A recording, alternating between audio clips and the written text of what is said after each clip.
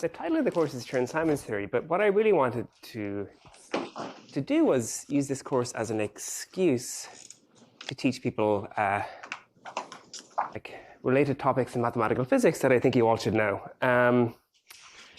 So for that reason, I thought I would spend the first week talking about differential forms, which is not a topic in Sci, but obviously should be. Or maybe it's been briefly touched on before. But before you understand anything, even understand the Chern-Simons action, the Chern-Simons action is built from something called the Pontryagin class, which is something people studied in differential topology. So we need to understand a little bit about cohomology and differential forms before even getting to the very basic treatment of Chern-Simons theory.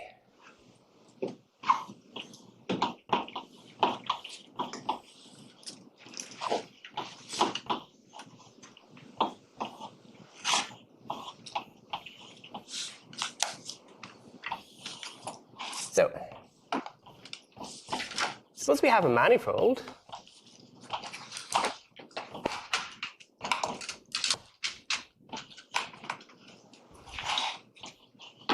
M of dimension n with local coordinates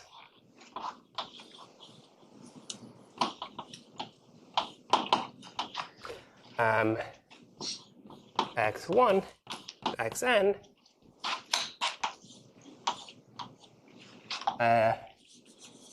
k-form on M is an expression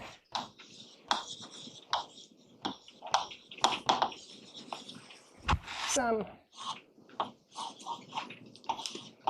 fi1 to ik x1 xn the xi1 wedge the xik, where these coefficients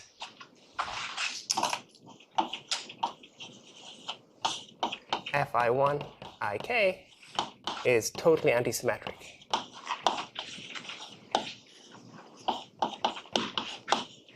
So what we're going to do today is develop the rules for manipulating the spaces of differential forms. But the first thing to do is to understand this symbol wedge. So the symbol wedge allows one to take two differential forms and produce a new one. But since you've studied quantum field theory, and you've studied fermions in quantum field theory, you know about anti-commuting variables. So the way to think about this is the following rule. We treat the symbols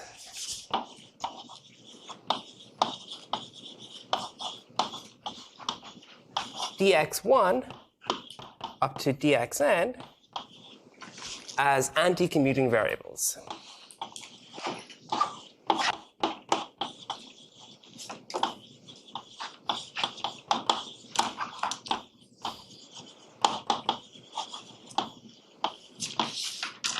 So that means and the symbol wedge means a product of anti-commuting variables.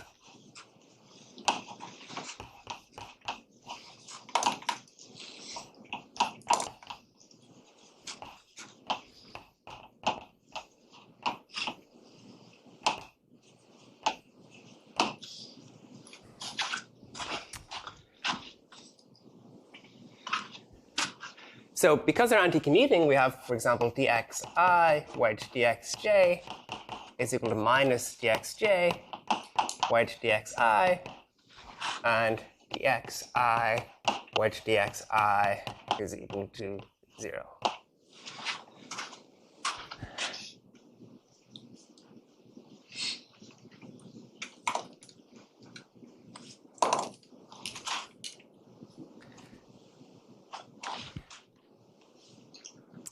Okay, so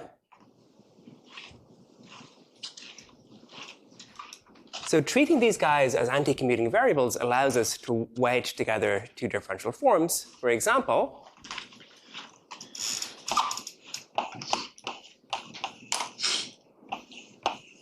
you might ask, what is, so if omega 1 is, say, dx1, and omega 2, let's make this, say, dx2, is dx1 wedge dx3 plus dx2 wedge dx4, you can say, what is omega 1 wedge omega 2?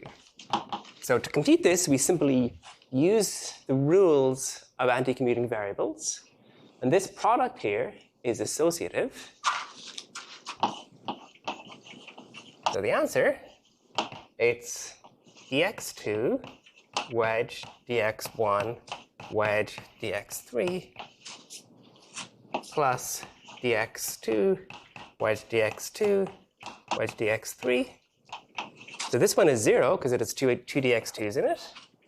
So on this one, I can switch the signs, minus dx1 wedge dx2 wedge dx3.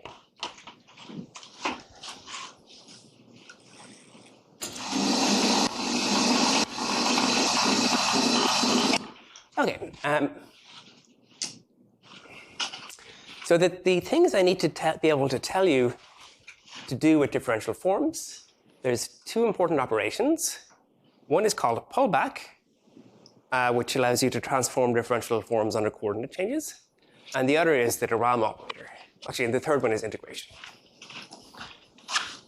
So let me start with the de Rham operator.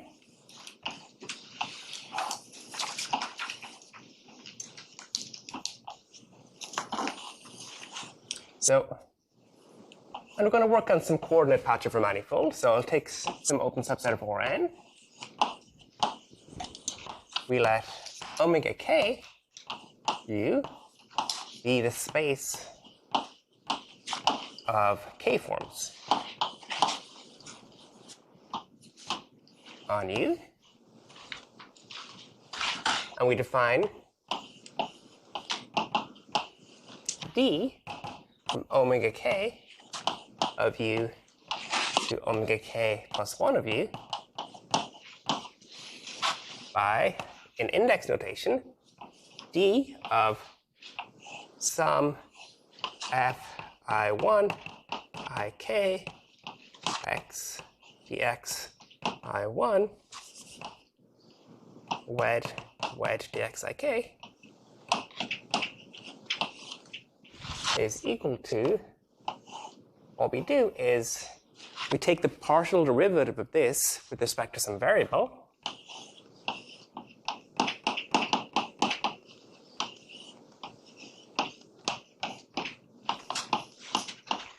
and since we have a dxj there, we have a new index. So I absorb that index by putting a dxj here.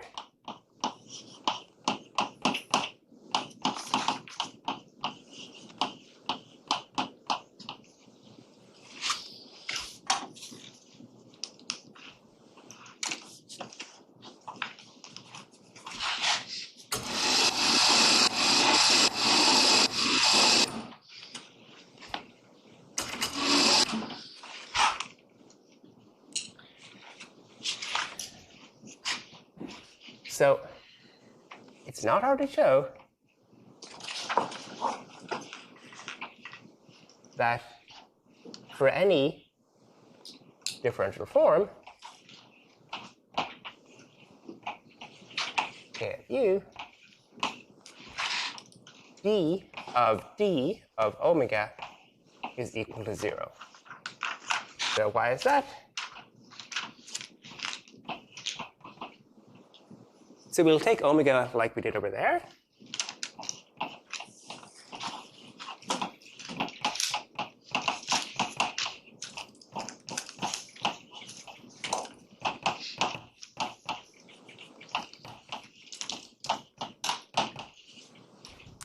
Then d of omega is the sum of df I1 ik dxj dxj wedge dxi1 wedge dxik. And now we do it again. D of omega. We're going to differentiate twice here. Maybe why don't I do that over here?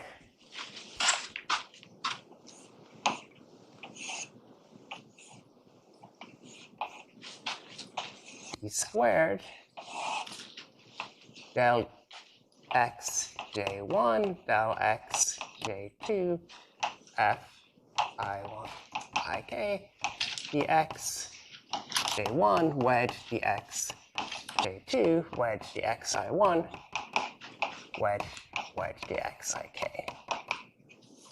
And now we notice this expression is symmetric. But because these dx's are anti-commuting variables, this expression here is anti-symmetric. So the whole thing is 0.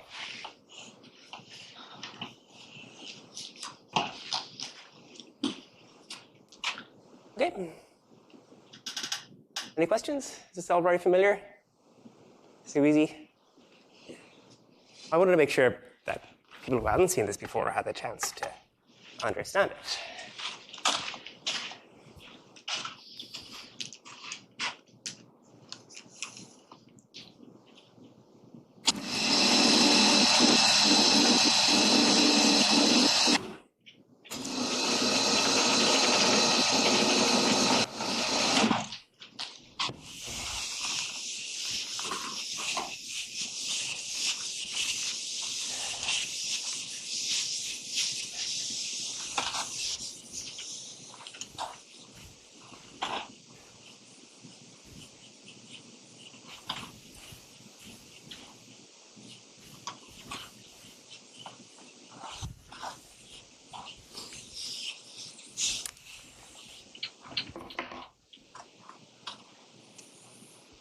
Okay, so as a useful thing you can do is to take the cohomology, which is defined as follows.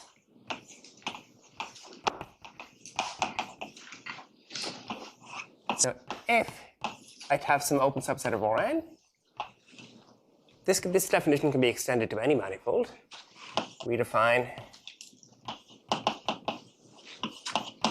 hk of u to be the set omega of closed k-forms. The equation d omega is equal to 0 is called being closed, modulo the relation that omega is equivalent to omega prime if omega minus omega prime is equal to d alpha for some k minus 1 form.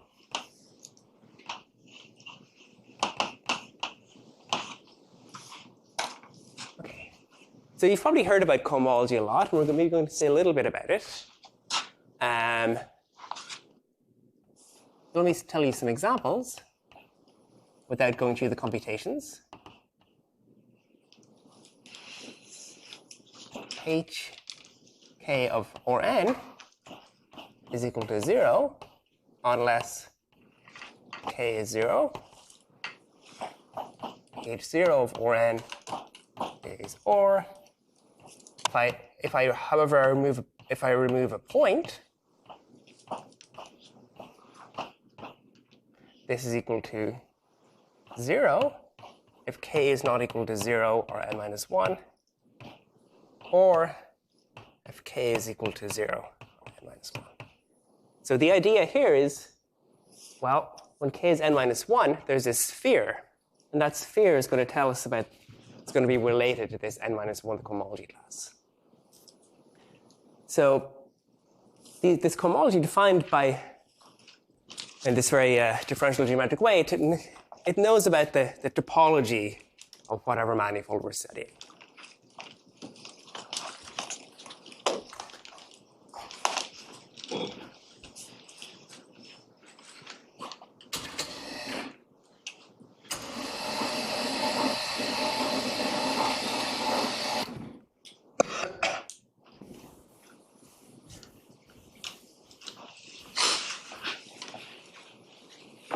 So the other important thing we need to do to be able to manipulate differential forms is pullback.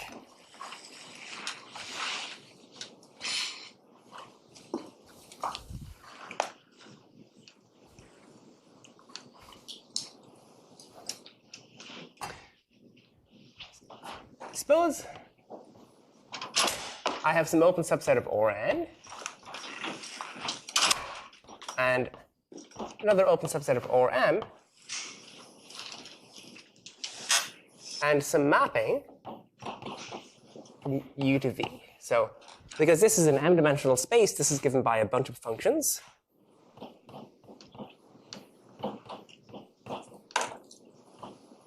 Where these fi's are some functions from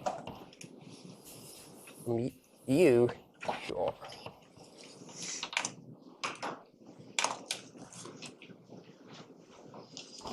So let me call these guys G instead.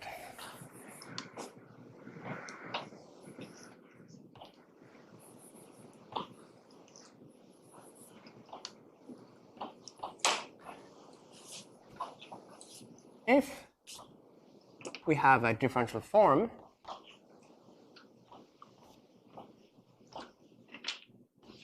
fi1 ik y1 to ym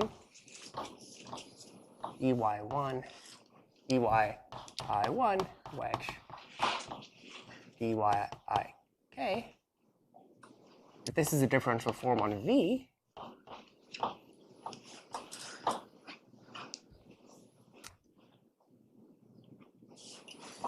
we define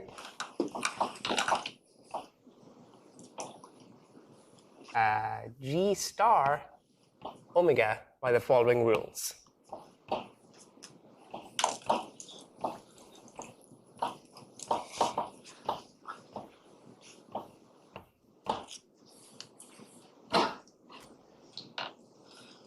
Firstly, G star dyi. So then I take the ith component of G is equal to something I'll call dgi, which is defined to be the sum dgi dx. Maybe I should use weak letters for those indices, dx alpha, dx alpha. Okay. So if I see these g's depend on x's, then dgi is defined to be this expression. And secondly, if omega looks like that, g star omega is equal to the sum fi1 ik. But now instead of evaluating it on the y's, I evaluate on the g's. g1 of x, gm of x. And then here I plug in the dg's.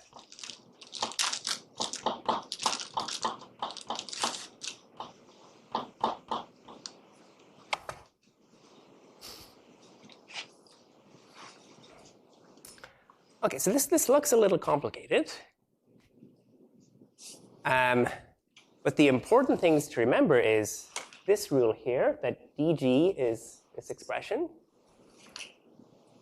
And if you can remember that, and remember that wedge is antisymmetric, you'll be able to figure out anything. So let's do a simple example to see why this kind of expression should actually not be that unfamiliar.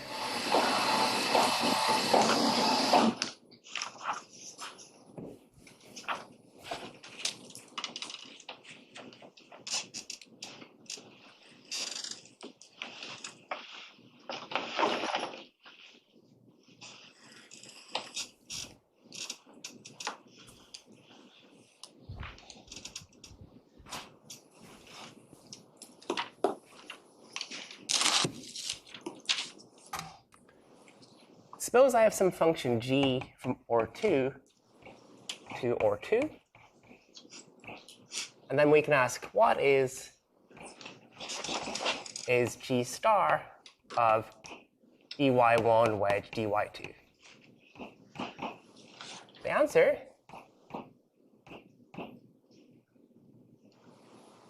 is that, well, of course, by these rules, G star of dy1 wedge dy2 is equal to d of g1, sorry, dg1. I just replace y1 by the first component of g, wedge dg2, which is equal to del g1 del xi dxi wedge del g2 del xj dxj, which is equal to g1 dxi del g2 dxj times dxi wedge dxj. Now we notice dxi wedge dxj is antisymmetric. So it's dx1 dx2 minus dx2 dx1. So we get del g1 del x2, sorry, x1 del g2 del x2 minus del g1 del x2 del g2 del x1 dx1 wedge dx2. So you notice that the expression that appears here is the Jacobian.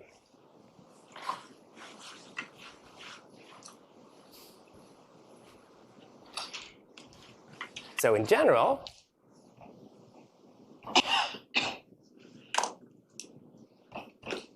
if I have some mapping, G from Rn to Rn, then G star of dy1 wedge dyn is the Jacobian of G times dx1 dxn.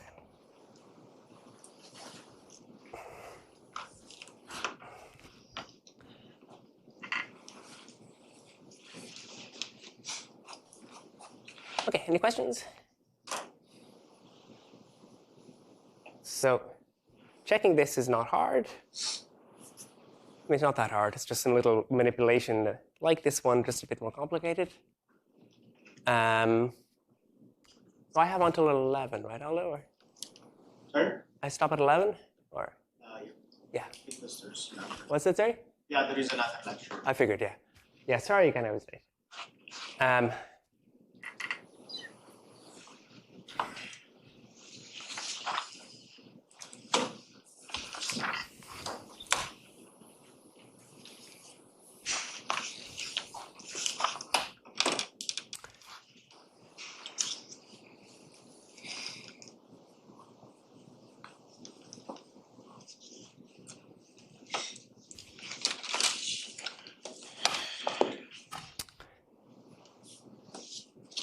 Well, so this pullback stuff is really important. Let me see if I can do another nice example.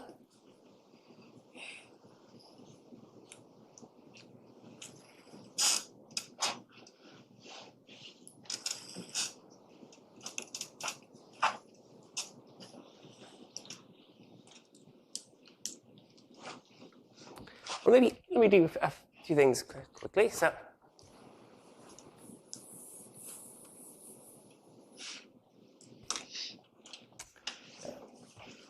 if we have a manifold,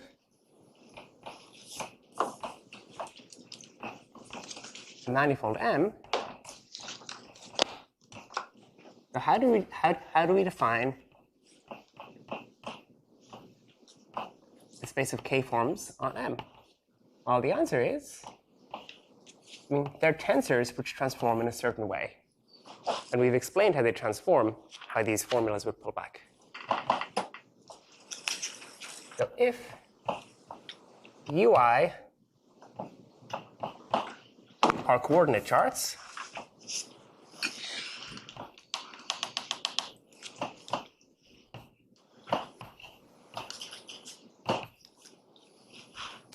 And phi ij are the transition functions. Let me say like this. So ui is inside of Rn, inside of M, phi I ui. Then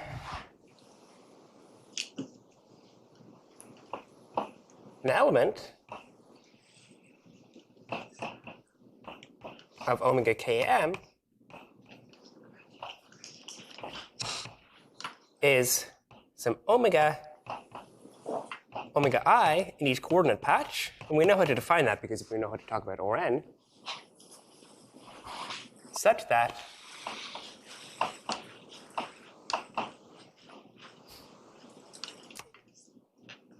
on the intersection ui unit intersection uj,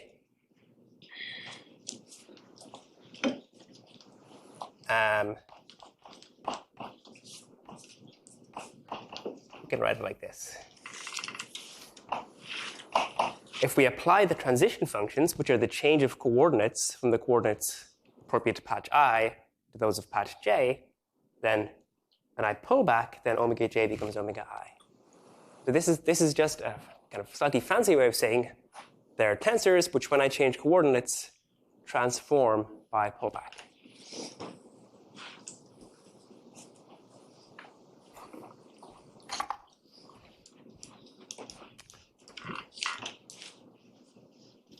Let me quickly say one more thing. So if I have an n-dimensional manifold,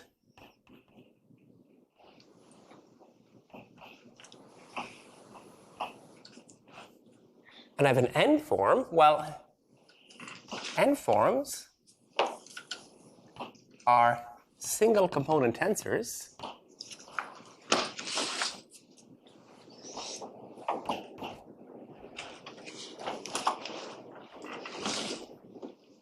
which transform as the Jacobian. So if I change from one set of coordinates to another, and because it's a single component tensor, it's going to be multiplied by a scalar function, and that scalar function is the Jacobian of the coordinate transformation. Well, we know that the Jacobian is also the factor that appears in an integral when we do a change of coordinates.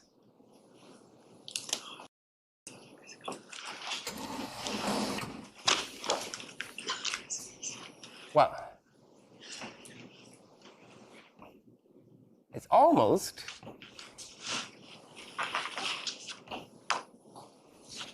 when we change coordinates in integration,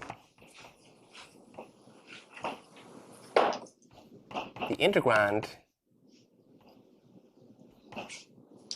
changes